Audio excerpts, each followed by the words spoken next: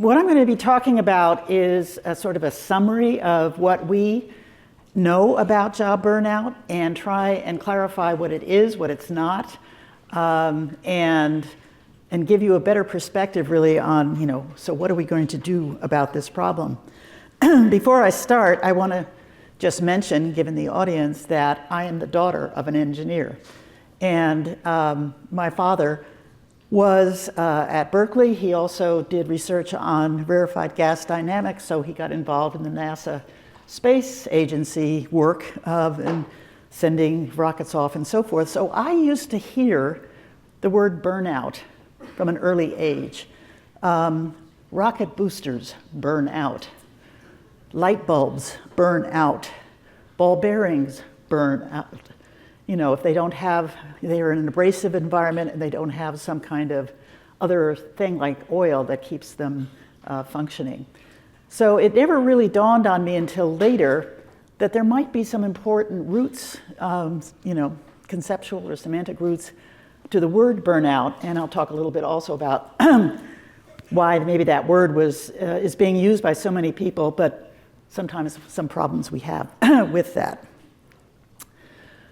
Let me first say that even though there's definitions out there and World Health and all kinds of other people weighing in on it, it's still not well understood in the sense that we often have people talking about it in very different ways. And I've put a few of them up here that we hear about. It's an individual health problem that can be diagnosed. People talk about symptoms of burnout and diagnosing it, and you need to see a doctor or a psychiatrist to deal with this health problem. Or somehow they're recognizing burned out person is overworked, but somehow is not handling it well. And you just really have to get stronger, work harder, be more resilient, which is the word of the day, and for a lot of people is turning out to be a bad word. I've had enough of this resilience stuff, tell me more. If they burn out, it means they're not good. They should be fired, they should be let go. It's a sign of weakness, it's a sign of personal inability to meet the challenge. And then of course the thing about practicing better self-care. This is what's happening is that basically people are saying it's your problem. It's your problem. And you have to do something about it. It's up to you. It's not up to anybody else, the job, anything like that. Take care of yourself. Why don't you get some more sleep? Why don't you eat better? Why don't you get resilient? However you do that.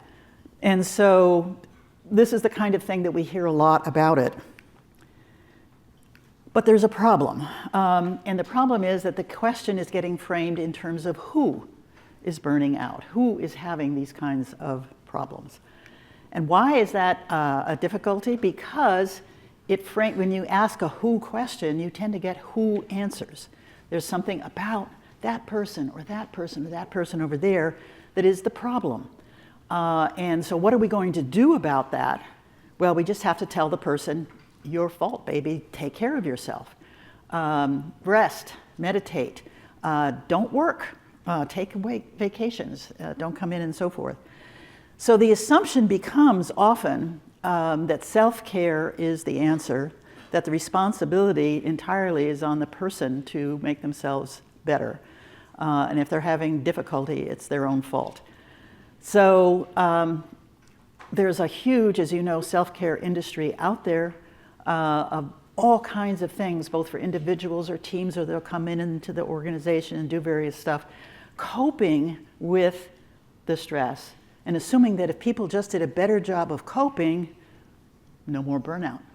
And I've had people call me, for example, and say, well, we're thinking of shutting down the business for a week. We'll all take the week off. We'll have a vacation, et cetera. And when we come back, there'll be no more burnout, right? And I'm saying, wrong. If you come back, you may feel better, depending on what you do on your vacation. But if you come back to the same work conditions and the same stressors, chronic job stressors, you're going to have burnout again. So again, it's not really the solution there. But it's the assumption that, okay, that it's just some, few bad apples or whatever, and but nowadays they're citing higher statistics, so it's lots of apples in the barrel there. And they're assuming that that will be the answer. Coping is important. I mean, it makes you feel better. It's trying to make your life feel better, and you're doing things that are adjusting to it. But it doesn't change the cause of the problem. It changes how you react to it. So coping is not a bad thing. In fact, it's a good thing, but it's not the whole answer. And that's really an important lesson I want to get across today. So, what do we need to do? Well, change the question. If we're really going to get a better understanding of this, it should be why are people burning out? Not who, why?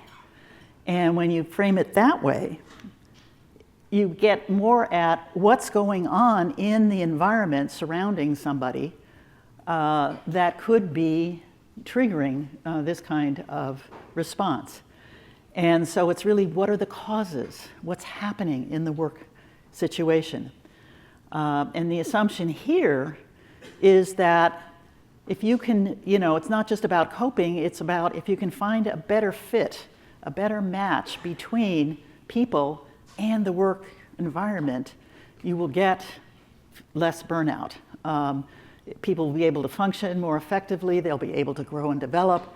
It's not that stress will disappear forever, it's always going to happen, but it may change from chronic stress, which happens all the time, to acute stress, which happens sometimes. And we can recover better to acute than we can to chronic. So this is, if you're talking about preventing burnout, you really have to look at, the match, the fit between the person, the people, and the environment.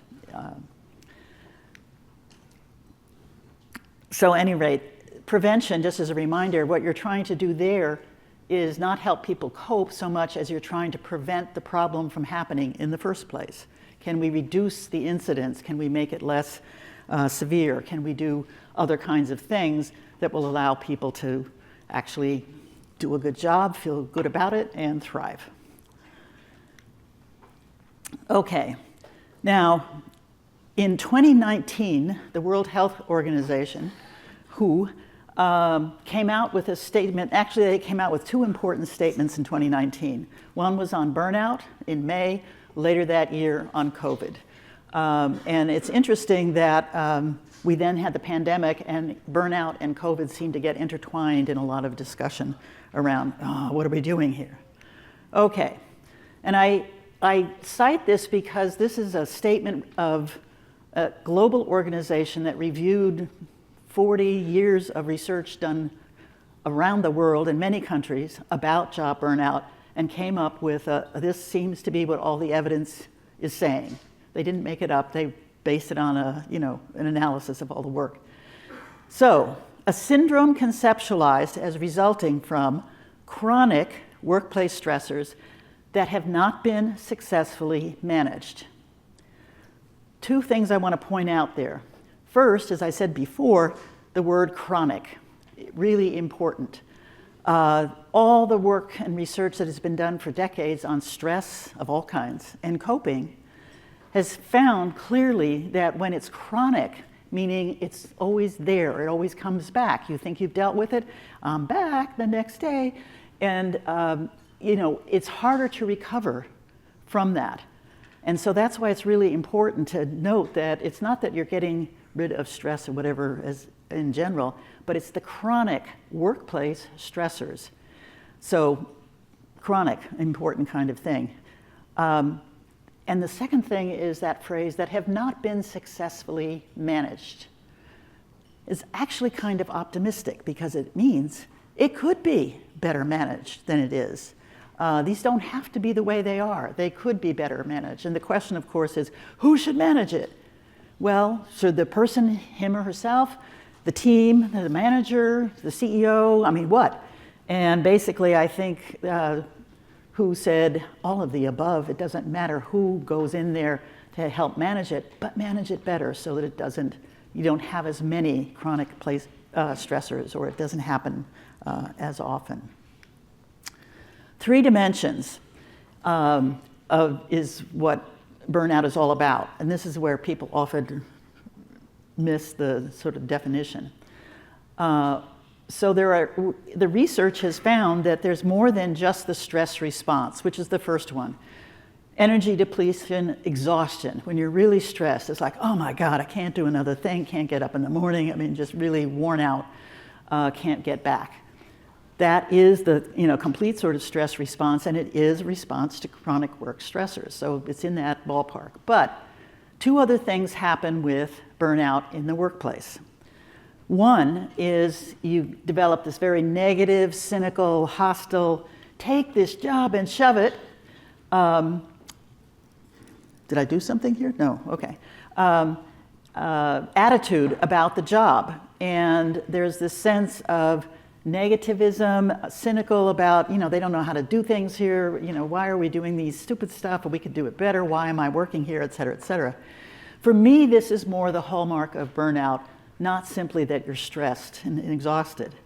What you're doing is you're sort of pulling away from the sources of that chronic job stress in ways that often lead to people shifting how they do their job. And what that means is they're often trying to do less, they're trying to do the bare minimum rather than trying to do their very best. So it has real implications for quality of the work, productivity, errors, that don't get corrected or found out or something like that. So it has a real negative impact on the person and wherever he or she is working. And that really, for me, is the key thing about burnout.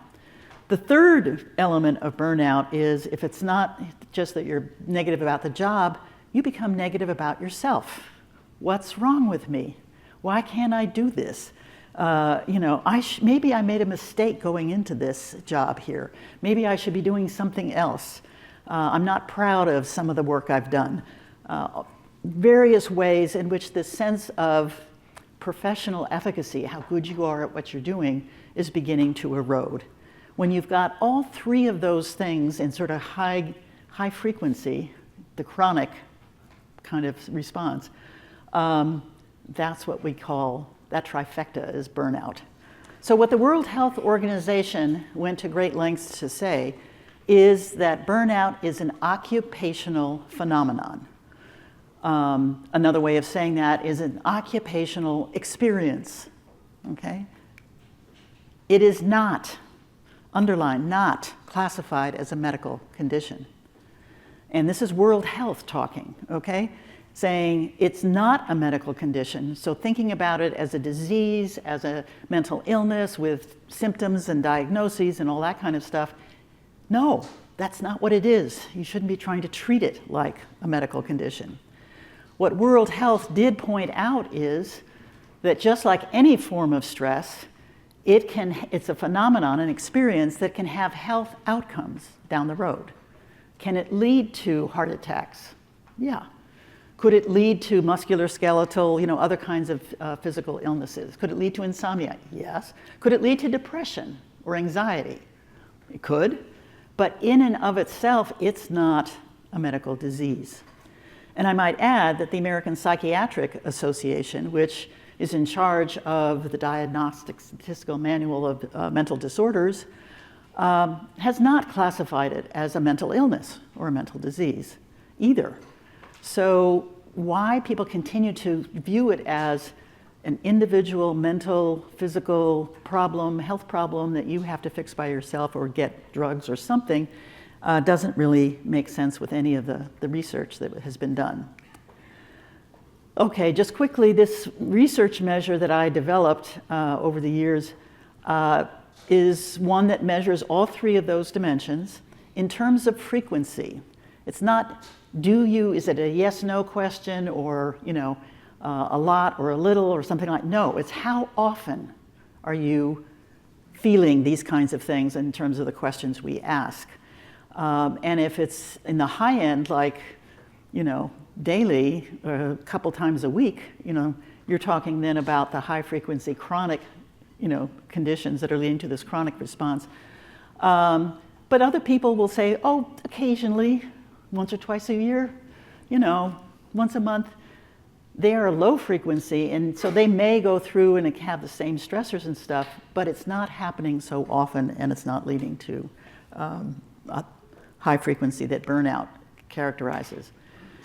What we have identified in the research over many years now is that the patterns of those three dimensions can yield different profiles. So burnout, the one is your high frequency on all three of those: inefficacy, cynicism, and exhaustion. Disengaged cynicism only, you're negative about the job, but you're not stressed out, you're still feeling good about your work, not the place. Overextended, this is where you're really exhausted and stressed, and people often think, oh, that must be burnout because I'm stressed. It's not another word for stress, it's a word for those other things as well. Overextended, when people say, am I working too hard? I'm so tired, I can't keep up. And I say, how do you feel about your workplace? Oh, it's a great place, I'm so glad I have this job. How do you feel about the quality of your work? I'm doing okay, I'm really, I'm proud. Yeah, it's good, it's good. You're not burned out. Overextended, yes, you've got that problem, but it's something else. Ineffective, where you're feeling negative about yourself, but everything else is okay. Engagement is low frequency of these negative scores. And engagement, as you know, is probably often used in various polls and stuff to kind of look at the positive satisfaction and work, performance by people. And Gallup and other people do polls in every year about engagement. And not the most recent, but about a year ago, the poll globally that Gallup did on engagement and asking people, are you engaged with your job? How engaged are you with your job? Reported that it had dropped down to only 20% of the workforce worldwide said they were engaged. And of course they're thinking, they usually report 30%, but I've always worried, what about the other 70? Now what about the other 80%? They're not all burned out. They could be other kinds of things, but they're not engaged. And so this really says, just to focus on burnout is missing a larger issue of people not feeling good about how they're, earning their keep and living their life. Okay, management mantras for the mismatches. So burnout, the roots deep are those unsuccessful management of chronic job stressors in the workplace. And the mantras that I often talk about as burnout are these kinds of things. If you can't take the heat, get out of the kitchen. That says, again, it's not the job's fault, it's you. You can't take the heat. Either get used to it and do it, or leave. Don't be here, or we'll get rid of you. But you know what? In the pandemic, one of the things we learned is the job can be done differently. We had to do it differently. Sometimes well, sometimes very badly, but it can be done differently. So yeah, the kitchen could be less hot, better ventilated. There could be other ways in which we create a better environment to do this. The real burnout mantra for me is this one: you're going to have to do more with less. Sorry, we have more contracts, but we're not going to be able to hire more people, so you're just going to have to carry on more. Your workload will go up. You will have more clients or patients or whatever. And it always sounds to me like bad math. And it's not something that actually helps with burnout. It's really sort of a cause of it. More and more, I keep adding to your plate, but I'm not subtracting anything off of it. And being bad at subtraction is a problem here. So what people don't always realize that is if these chronic job stressors, if they're not managed successfully, there's a lot of negative outcomes that happen. Poor performance, absenteeism, turnover, and then negative health problems as well. The bottom line is huge in terms of the costs of these things. Don't always get counted and recognized as this. And I just wanted to throw this in. Chronic mismatches in other professions are often called the pebbles in your shoe. Physician burnout and healthcare and stuff like this. And I say that because I think that gives you a sense of the scale. When we're talking about chronic job stressors, they're not the big things like how do we reinvent healthcare or whatever for the 21st century. It's the stuff in your shoe every day that just gets in the way, and you're doing things that's a waste of time and not doing, the real work that you want to do and you can do and you've been trained to do and that you get satisfaction from and whatever. So what are those pebbles in the shoe, and how do we begin to fix those? And so the message that comes out from a lot of the job burnout research is fix the job, not just the person. So, the common response is, oh my gosh, you're feeling stressed. How do we help you cope with that stress? The research says there's something else going on. What's causing the stress? And how do we actually modify and change and adjust the workplace to modify those chronic job stressors? How can we be successful at managing those chronic job stressors? You need both. And that's why the term of matching or fit is really important. Given the pandemic, where a lot of changes happened that we weren't prepared for, this is really more than ever a chance to think creatively about how we could do what we do and figure out better ways in which what it is that we needs to get done gets done, but can we do it in ways that don't take so much out of people? And so shared responsibility for any solutions, what I'm finding is that the tendency is to have individual solutions. Like people say, oh my gosh, I used to work from home and I was fine because I could get certain things done. I didn't need to commute, come downtown, be in an office to do this. Why can't I, continue to do some work from home and not commute?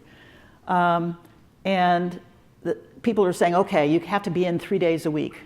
Pick your days. Well, that's a me solution. That's not a we solution, because if I come in on a Thursday and nobody's there because they don't want to be there Thursdays, what's the point? It's really kind of, when do we need to actually be together? What is this magic that's supposed to happen around the water cooler when we're all together? And how do we maximize that in terms of, this is the week we all come in because we're doing training, we're doing, whatever it is, kind of stuff that needs us together, as opposed to just like individual, kinds of things. So we need to think more creatively. Okay, if there's one thing you remember from this talk, it's this one. We have found in the research, and we means lots of people, not just me and my colleagues, 6 areas of work life in which the match or the fit between people and the job are critical for predicting burnout or engagement down the road.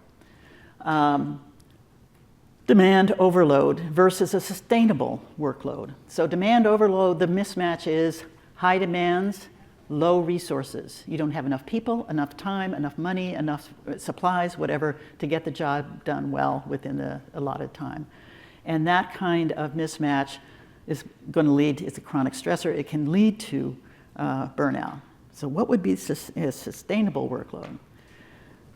Often what we're finding is it's not just the workload per se, it's how much control you have over your work. If it's an uncontrollable workload, that's really problematic and difficult for people. And not having a say, not having a choice, not having the discretion to be able to ad lib when things go off the rails a little bit, course correct, etc. Third area is insufficient reward or feedback. And it turns out in the research, it's not just about money and benefits, although, that's part of the reward, but recognition, that people notice what you did, that you feel valued, and thank God you were there, and pat on the back, and, hey, I could learn something from you, I just didn't understand that before. So that kind of recognition, a social reward, is really critical. Breakdown of community, and by this I mean the work community, the people whose paths you cross on a regular basis, colleagues, people you supervise, your manager, bosses, clients, whoever. If it's supportive, there's trust, there's support, there's a sense of we can get together and work things out if we disagree on how we move forward. We help each other out, we have each other's back, that kind of thing. When it breaks down, what people talk about a lot these days is a socially toxic community, a socially toxic workplace. It's like, I can do the job, I like what I do, I think I'm good at it, but oh my God, get me out of this office and this team. I mean, it's just awful. People are just out for themselves, not for others. They're going to throw people under the bus. They're not going to help out. There's a sense in which, I'm going to be stigmatized. I'm going to be disrespected. I'm going to be harassed. I'm going to be, all of these kind of things that make people feel they can't trust other people. They feel alone and feel like, this is not a good place to be. An absence of fairness, whatever the rules, whatever the policy, whatever the practice, is it fairly applied? Or are the wrong people who don't do the work, but brown nose too much get the rewards and not the ones who actually did the work? This is where discrimination lives, glass ceilings and so forth. And when people feel that this is not a fair kind of workload, a fair situation, then this is where a lot of the cynicism, this negative stuff about the workplace comes from. Why am I here? Why should I be doing this? And then finally, value conflicts.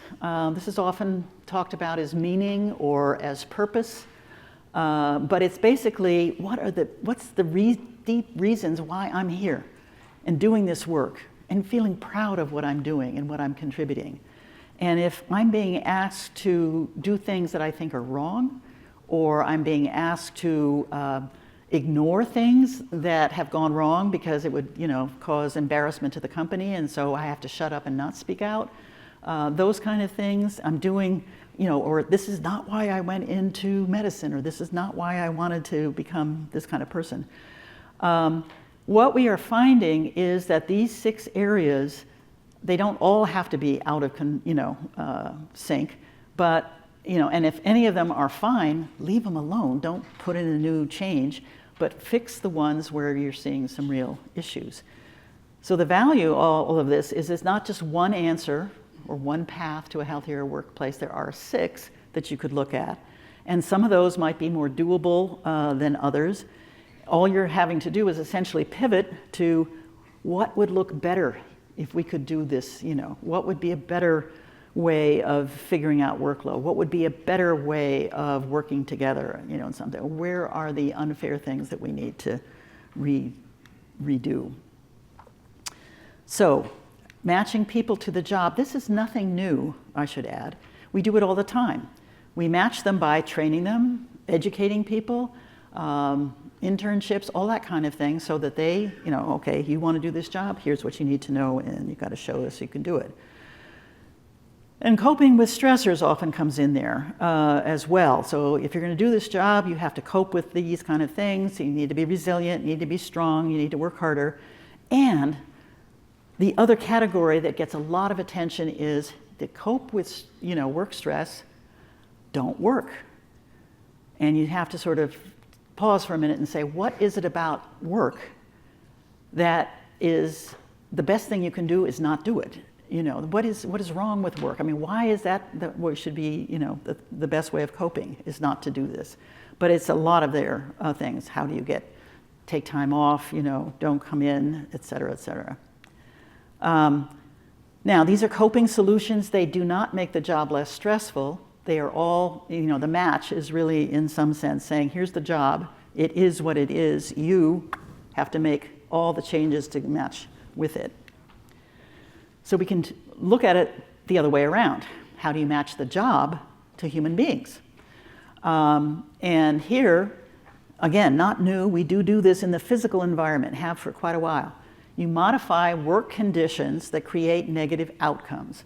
So human beings their body, mind is built in a certain way. You can't change that. But you can redesign things in the workplace that better support the human body. And we do that when we redesign work, computer things so that we don't blow people's hands out with carpal tunnel. Or we redesign chairs so that you're not getting, problems with the back and, spinal kind of thing. All of this kind of thing where you focus on, how do you redesign cockpits in airplanes so that people don't make a mistake of which lever, button, etc. They push. The difference is that what I'm arguing is that we can also do this, the same thing, when we're talking about what makes people tick, what makes them motivated, what makes them do the right thing, what makes them work hard and do well. So we're talking about not just physical, but the social and psychological environment. And when we're talking about that, the match is achieved by figuring out and keeping in mind core social psychological needs that we all have as human beings. And they're not specific to the job. They are specific to us being human beings while we're on this planet. And it's true for in their family and your neighborhood and, you know, all of this kind of thing. And those core needs, a lot of research over the years has shown this, having a sense of autonomy. You have a sense of control, discretion. You figure out, you know, that you can do things and how to do it. You have a sense of belongingness, that you are a part of something bigger and connected with other people, and they recognize you, you recognize them. Having a sense of competence, that I can get good at this, I can get better, I can learn other things. More recently, psychological safety, not just physical safety, but psychological. Can I raise criticisms? Can I suggest alternatives? Can I point out something we didn't do well? And it's a safe environment for me to say things like that. I won't get jumped on.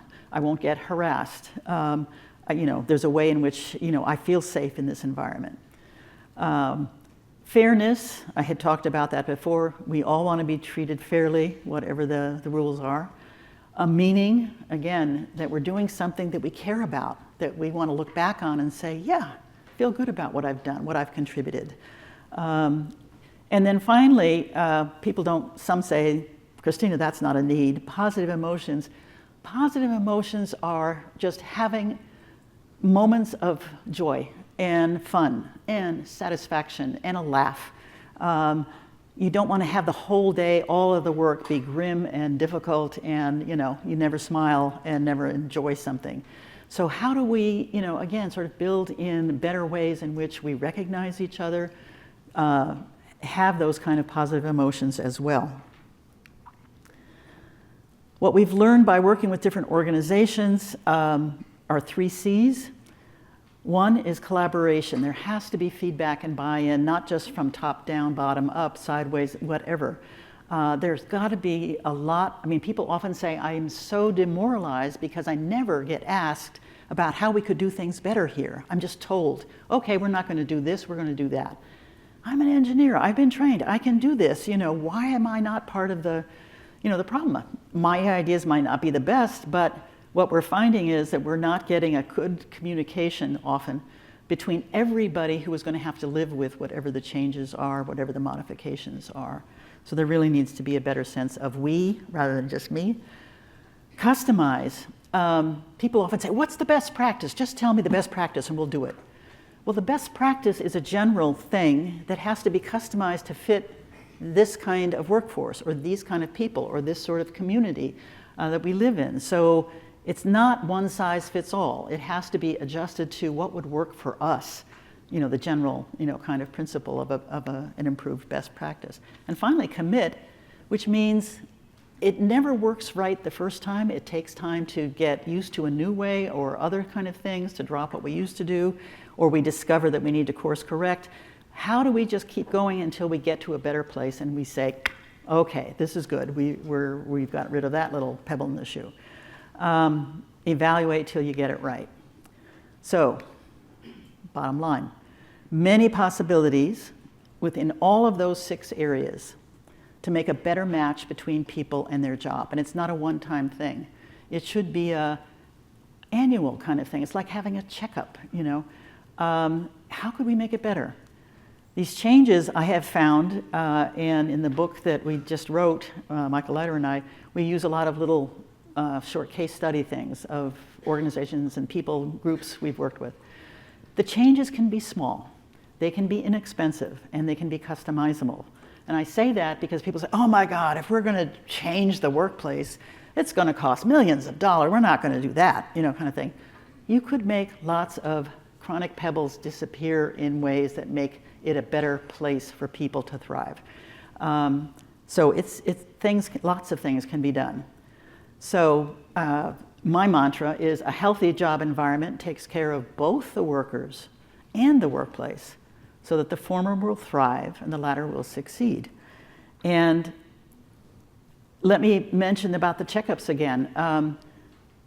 If we frame the question differently, rather than find who are the people out there who are burning out that we got to do something about, and as I said, it's not a few. If Gallup is to be believed, it's a lot of people not just burning out, but less than satisfied with their job, not engaged.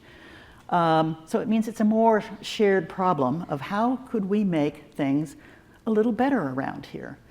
When you go in for a checkup, if you do, talk with a doctor or something like that, you're finding out sort of how am I doing now? And are there things I should be concerned about or do anything?